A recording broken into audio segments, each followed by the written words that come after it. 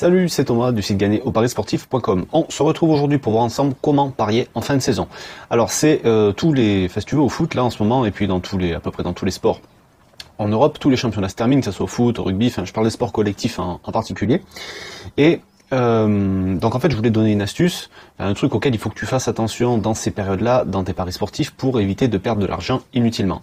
Parce que quand tu arrives dans ces périodes, en fait tu vas avoir trois sortes d'équipes. Tu vas avoir les équipes qui ont un truc à gagner, donc soit une qualification pour les Coupes d'Europe, soit un titre, soit être dans les trois premiers pour une montée dans la division supérieure. Voilà, tous les trucs de ce genre. Tu vas avoir tu vas avoir ensuite les équipes qui ont un truc à sauver, donc les équipes qui veulent sauver leur saison en finissant par exemple dans les 10 premiers. Tu vas avoir l'équipe qui veut sauver sa saison en se maintenant dans la division où elle est.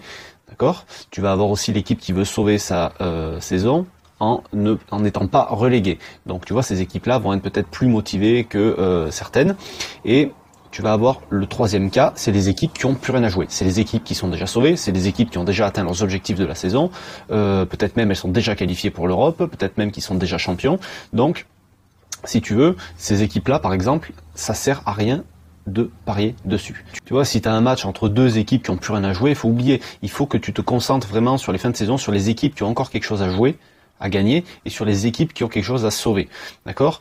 Et dans l'idéal, il faudrait que cette équipe-là joue à domicile, parce qu'elle est devant son public, parce qu'elle va être beaucoup plus motivée en étant à la maison qu'en étant à l'extérieur.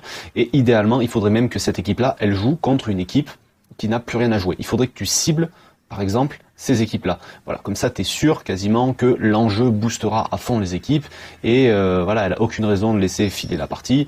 Et donc voilà, c'est pour ça que je te dis que voilà, il vaut mieux privilégier ces équipes-là en fin de saison pour éviter de perdre de l'argent inutilement, parce qu'une équipe qui en a plus rien à carrer, elle peut perdre, elle peut faire un match nul, un bet 0-0, un 1-1 et pas se bouger le cul plus que ça, même devant son public.